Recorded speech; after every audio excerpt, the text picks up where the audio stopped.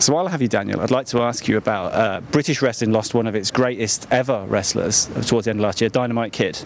Lance Storm put out a tweet saying every wrestler under 205 pounds owes Dynamite Kid a debt of gratitude. Do you owe him a debt of gratitude? I certainly do. I think everybody who...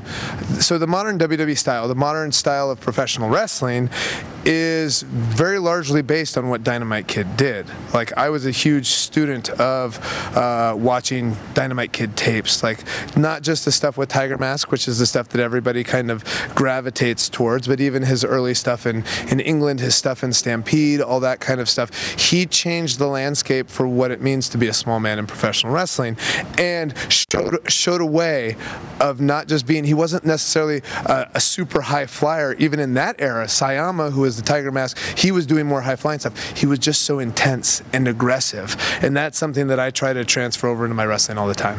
And especially these days. Especially these days, yes. Obviously, he has now passed. David Boy Smith has also passed. Do you feel it's now time for the British Bulldogs to go into the WWE Hall of Fame? That's an interesting question.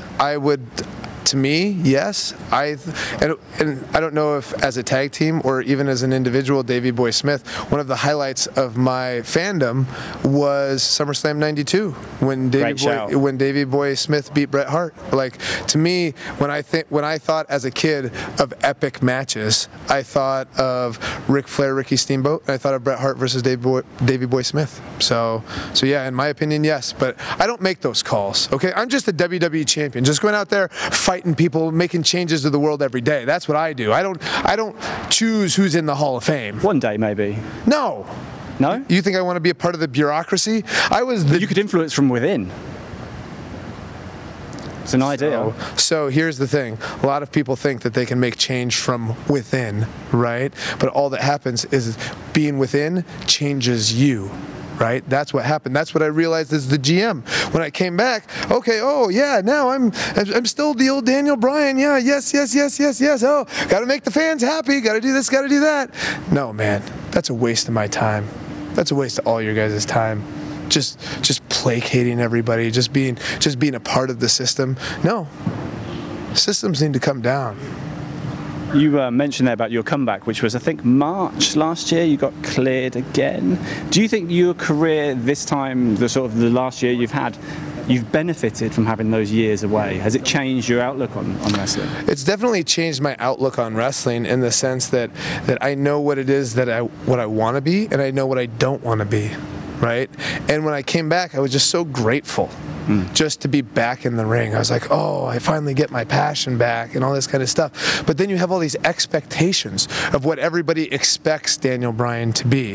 The fans want me to come out and say, yes, yes, yes. And they want to see the same stuff that Daniel Bryan used to do before in 2014. And the company, they want to see the same stuff that they saw in 2014 because guess what? That Daniel Bryan sells a ton of merchandise, right?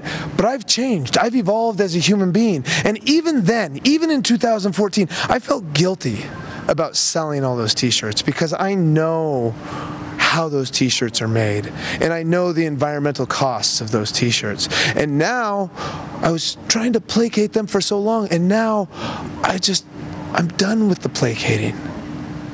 I'm out there talking about truths, real truths, and nobody wants to talk about these things.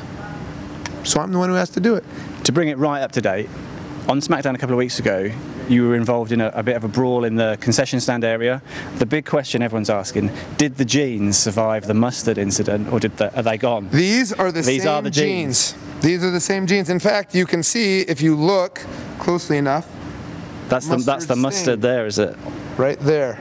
That's mustard stain. So no waste at all. These are the same shoes. You can see the stain on the shoes. Yeah. Nothing to landfill. I'm not about wasting, right? So what if my jeans have a few stains on them? You know, everybody, that's one of the problems. Everybody's like, oh, I need a new shirt because I don't feel as stylish in this shirt. Or I need new pants because this is going to make my butt look better. Or this or that or whatever. Or, oh no, I got a little stain on my jeans. I can't possibly wear these. Are you kidding me? You are going to go down that avenue when the world is at a place where we need to consume much, much less. Consume much, much less. And you're just going to keep buying and buying and buying.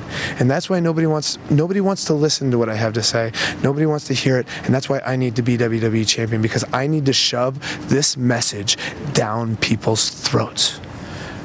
That's why I need to beat AJ Styles on Sunday at Chase Field at the Royal Rumble. Tickets still available, right, Nicole? Right. Yeah. That's why I need to do all this. Thank you very much. You're welcome.